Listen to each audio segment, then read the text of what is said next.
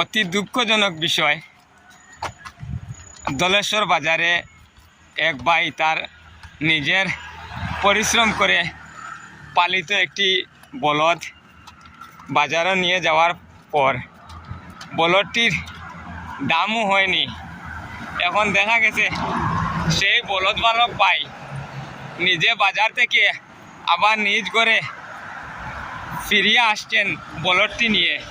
এখন জানবো বলদের মালিক ভাইয়ের কাছ থেকে কি হয়েছে বা কি জন্য উনি বলদটি বাজারে বিক্রি করতে পারেননি।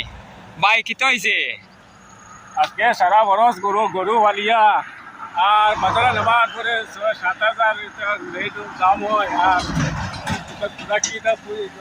বছর যে মেহনত লাগে আর সারা বছর মানে যায় না।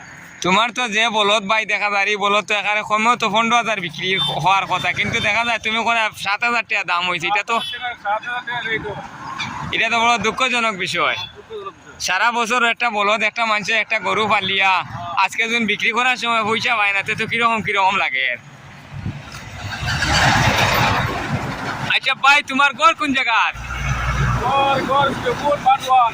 আচ্ছা আচ্ছা, মানে আজকে কিতা কোন জায়গা লইয়া গেছিলা? মানে বাজারও, কিন্তু বাজারে নেওয়ার পরে বিক্রি হয়েছে না, এখন আবার ঘুরে গরু আনরায়। আচ্ছা আচ্ছা আচ্ছা, ঠিক আছে যাও। তোমার নাম কিতা? আচ্ছা।